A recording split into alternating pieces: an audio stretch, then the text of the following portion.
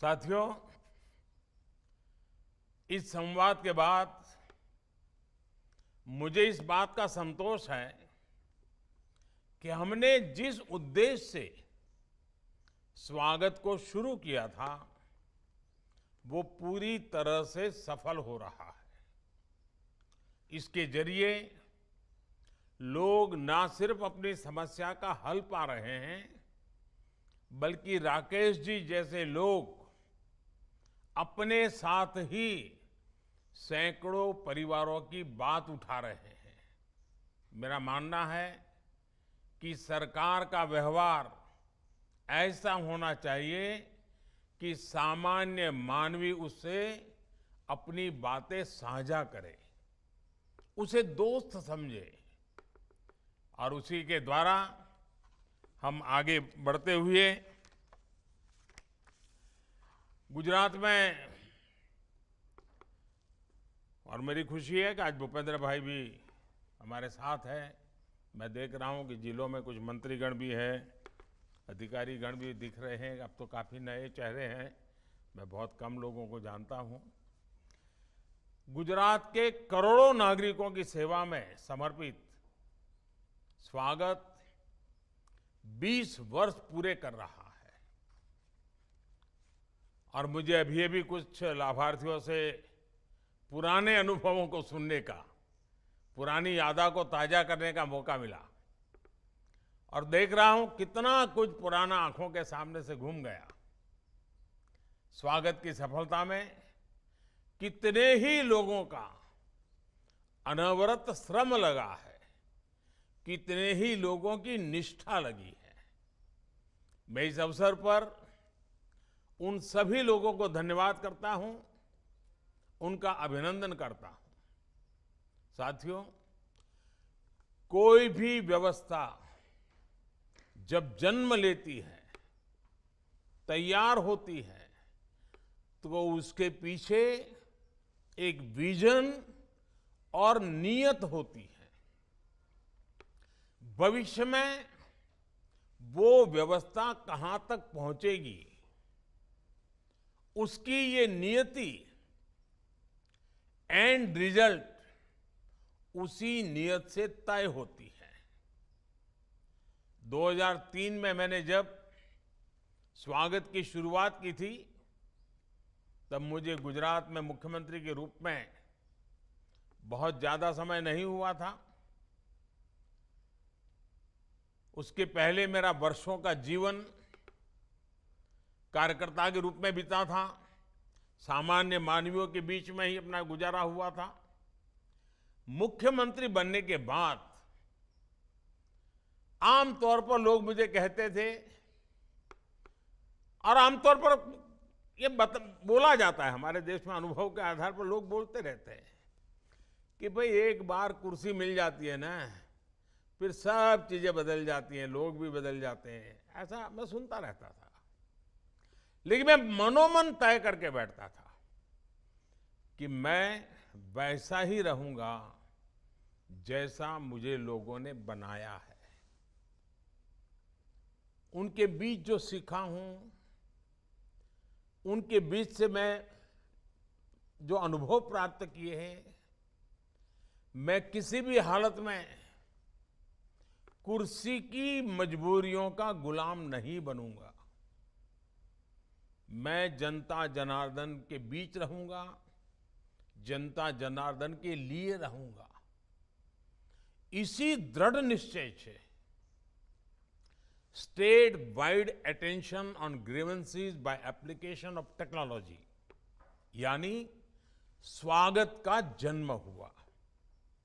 स्वागत के पीछे की भावना थी सामान्य मानवी का लोकतांत्रिक संस्थाओं में स्वागत।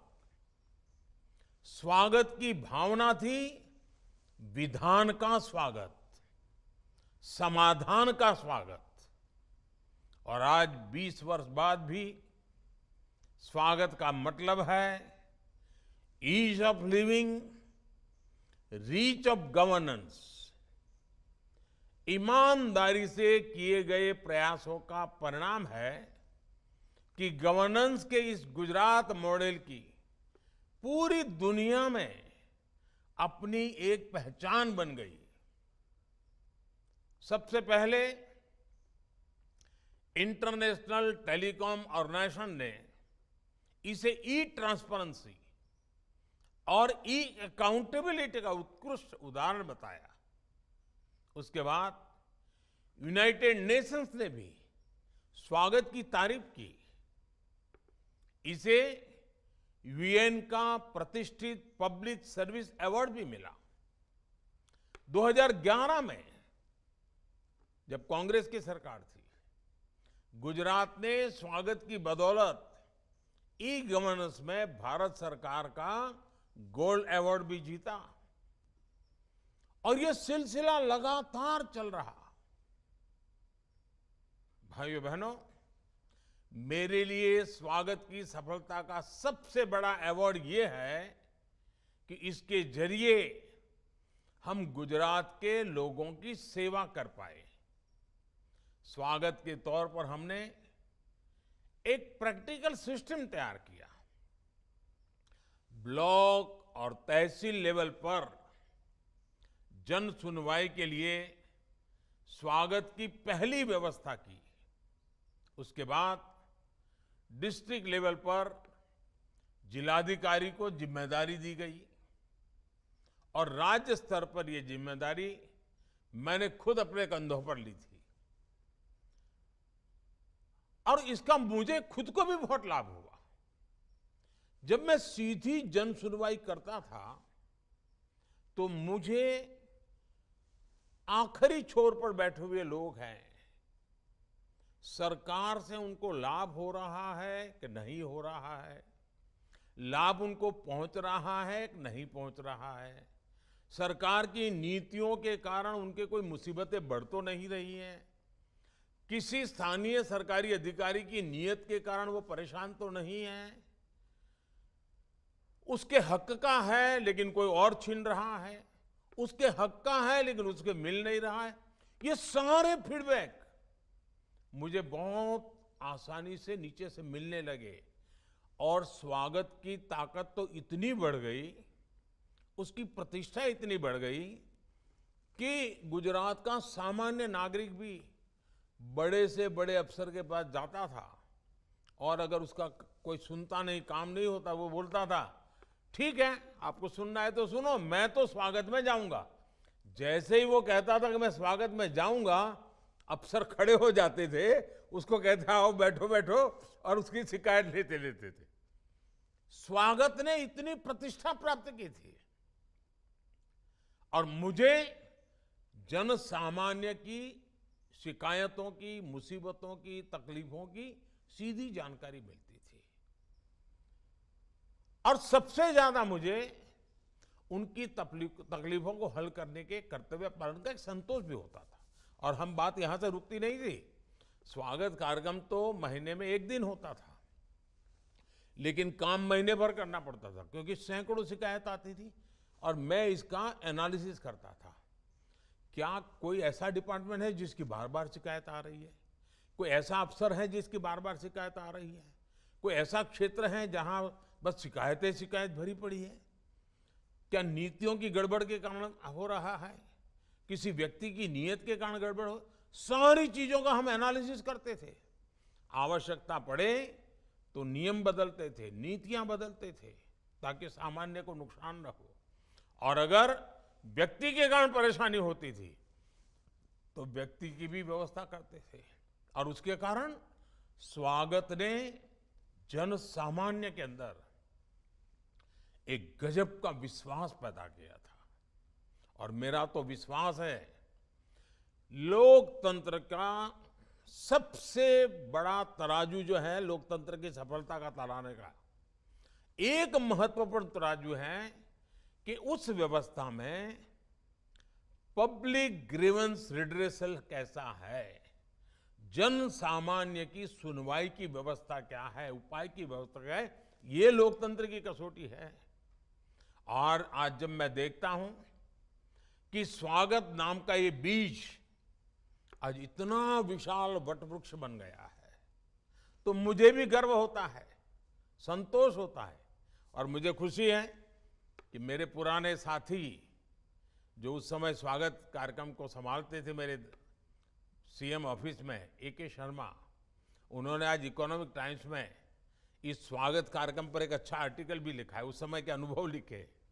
अब आज तो वो भी मेरी दुनिया में आ गए हैं, वो भी राजनीति में आ गए, वो मंत्री बन गए उत्तर प्रदेश में, लेकिन उस समय वो एक सरकारी अफसर के रूप में स्वागत के मेरे कार्यक्रम को संभालते थे।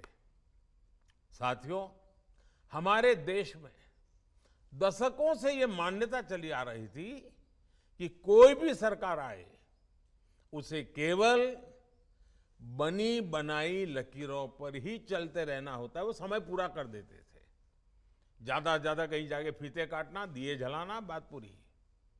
लेकिन स्वागत के माध्यम से गुजरात ने इस सोच को भी बदलने का काम किया है। हमने ये बताया कि गवर्नेंस केवल नियम कानूनों और पुरानी लकीरों तक ही सीमित नहीं होती। गवर्नेंस होती है इनोवेशन से, गवर्नेंस होती है नए आइडियाज से।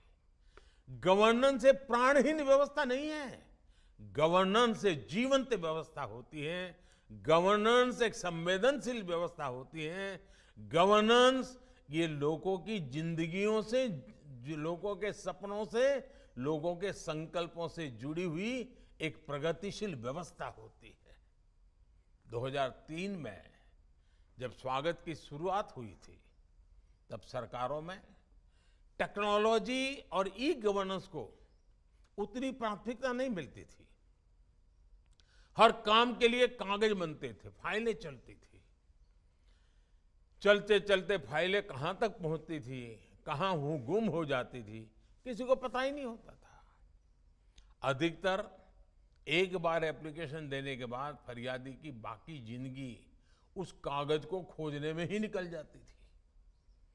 वीडियो कॉन्फ्रेंस जैसी व्यवस्था से भी लोग बहुत कम परिचित थे। इन परिस्थितियों में गुजरात ने फ्यूचरिस्टिक आइडियाज पर काम किया और आज स्वागत जैसी व्यवस्था गवर्नेंस के कितने ही सॉल्यूशंस के लिए प्रेरणा बन चुकी है। कितने ही राज्य अपने यहां इस तरह की व्यवस्था पर काम कर रहे हैं। मुझे याद है कई राज्य के डेलीगेशन आते थे, उसका अध्ययन करते थे और अपने यहाँ शुरू करते थे। जब आपने मुझे यहाँ दिल्ली भेज दिया तो केंद्र में भी हमने सरकार के काम की समीक्षा के लिए प्रगति नाम से एक व्यवस्था बनाई है। पिछले 9 वर्षों में देश के तेज विकास के पीछे प्रगति की एक बड़ी भूमिका है। एक कंसेप्ट भी स्वागत के आइडिया पर ही आधारित है। प्रधानमंत्री के तौर पर प्रगति की बैठकों में मैं करीब 16 लाख करोड़ रुपए के प्रोजेक्ट की समीक्षा कर चुका हूं। इसने देश की सैकड़ों परियोजनाओं को गति देने का काम किया है। अब तो प्रगति का प्रभाव यह है कि जैसे ही कोई परियोजना इसमें समीक्षा के लिए लिस्ट पे आती है, उससे जुड़े अवरोध सभी राज्य धमाधम उसको समाप्त कर देते हैं, ताकि जब एक्चुअली मेरे सामने आए तो कहे कि साहब 2 दिन पहले काम हो गया है। साथियों, जैसे एक बीज एक वृक्ष को जन्म देता है, उस वृक्ष से सैकड़ों शाखाएं निकलती हैं, हजारों बीजों से हजारों नए वृक्ष पैदा होते हैं, वैसे ही मुझे विश्वास है स्वागत का ये विचार बीज गवर्नेंस में हजारों नए इनोवेशंस को जन्म देगा। ये पब्लिक ओरिएंटेड गवर्नेंस का एक मॉडल बनकर ऐसे ही जनता की सेवा करता रहेगा। इसी विश्वास के साथ 20 वर्ष इस तारीख को याद रख करके फिर से एक बार मुझे आप सबके बीच आने का आपने अवसर दिया, क्योंकि मैं तो काम करते करते आगे बढ़ता चला गया। अब इसको 20 साल हो गए, वो आज जब आपका इस कार्यक्रम का निमंत्रण आया तब पता चला। लेकिन मुझे खुशी हुई कि गवर्नेंस के इनिशिएटिव का भी इस प्रकार से उत्सव मनाया जाए, ताकि उसमें एक नए प्राण आते हैं, नई चेतना आती है। अब स्वागत कार्यक्रम और अधिक उत्साह से, और अधिक उमंग से, और अधिक विश्वसनीयता से आगे बढ़ेगा, ये मेरा पक्का विश्वास है। मैं सभी मेरे गुजरात के प्यारे भाइयों बहनों को अनेक अनेक शुभकामनाएं देता हूं। और एक हफ्ते के बाद 1 मई गुजरात का स्थापना दिवस भी होगा।